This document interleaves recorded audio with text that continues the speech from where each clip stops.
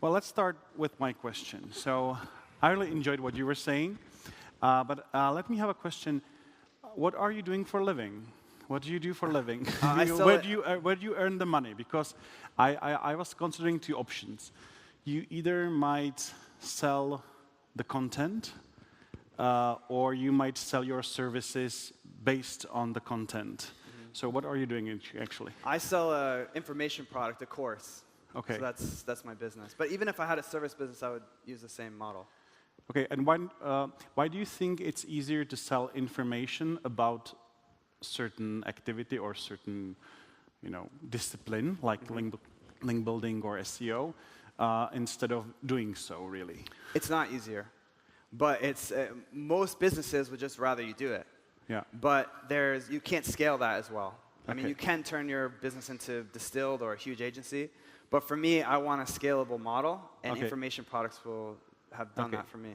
Okay, so if it's about an information product, so why did you choose SEO and link building?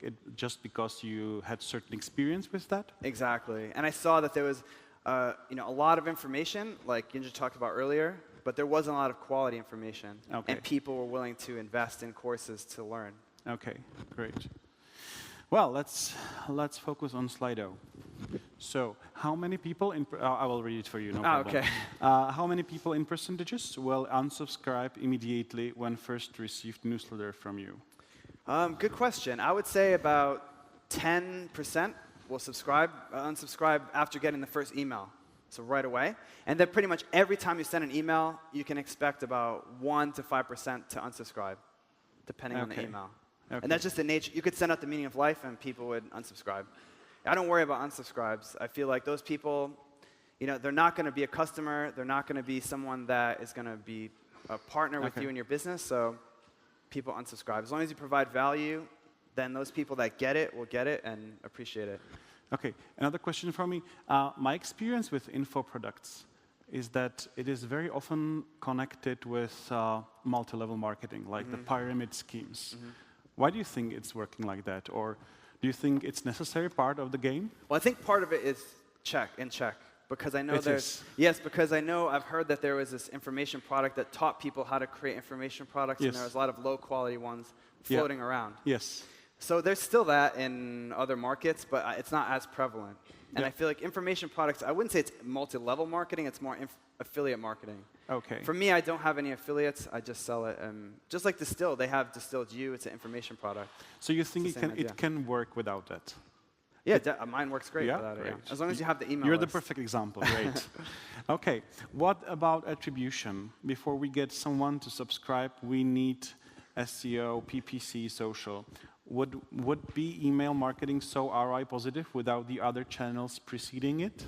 No, because you wouldn't be able to get those people on your list. The other channels are just as important because basically there's 3 parts of any online business. There's traffic, leads, and sales. And traffic, by and large, won't come from email. Now it can. And every time, for example, one of the powerful things about email, and that gets a lot of SEOs on board with email for the first time, is the fact that when you publish something, you can get eyeballs on it really fast. So you can actually get tons of traffic from email, and the traffic likes you and knows what you're about. So they're very likely to share it and comment on it and spread it. But yeah, you definitely need those channels first to build that list. Yeah, I would like to also ask you about the advice for the people here. There are a lot of SEO freelancers and people working in agencies and doing the SEO and link building stuff on a daily basis. So would you recommend them to stop doing it and consider creating this info product instead? Or what would you say it would be the pros and cons of such a change or approach? It's a huge change. It's a totally different business. So if you're ready to really completely change what you're doing, then yes, but it's a totally different ballgame. With a service-based business, which I used to have an agency, you only need maybe 5 clients to pay the bills, to pay rent and eat and buy things. But with the information product, you need hundreds of people to buy it, and you need thousands of subscribers. So it's a totally different business model. And somebody could say that if you are not really doing the job and you are just writing articles about it, that you cannot be, keeping yourself updated and being part of the trends. So what would you answer to this? Yeah, I would say that's absolutely true. But you don't even need to be part of the process. You don't need to be an expert at all to have an information product. If you look at Mixergy, Andrew Warner's site, it's huge. And now he's a marketing expert. When he first started, he has an information product that's just interviews with people. Yeah. So information products come in all different shapes and sizes, and they can be part consulting, they can be interviews. I prefer to create information products based on things I know really well. And what would you make to change this and start doing the services again for your clients? If no circumstances would I ever do no that. Circumstances. No, sorry, I've okay, been there, that might done be that. inspiration for you, I believe. Okay, let's go back to the Slido. How to create excellent headlines or subjects in emails? Yeah, that's really. I found a couple things work really well. One is if you use numbers. Any sort of numbers that are very specific in a headline, especially a subject line, will get people to open. So if you had a site about weight loss, if you had like 10 tips for weight loss, that's a little bit weaker. So if you could put the 10 things I did to lose 5 kilos in 2 weeks, now we're getting more of a subject line. The other thing I've been testing that's been working well is all lowercase. Because you really want your emails not to feel like a newsletter. They should feel like an email from a friend. So most people, at least my friends, their subject lines are all lowercase, right? So I've been testing with all lowercase, and the click-through rate is a little bit better than all uppercase, which kind of screams newsletter. Yeah, okay, great. The topic in terms of pop-ups. So how about pop-ups for e-commerce sites with some discounts for first purchases and so on? What is your opinion? Definitely, definitely.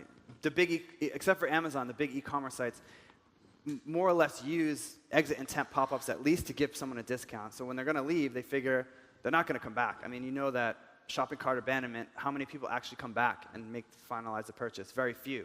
But if you get their email, then you can. And that's why with your registration process, you should actually have the email be the first thing they do. Then you can follow up with them. But yeah, they're great for e-commerce sites. Great, okay. So Google Inbox.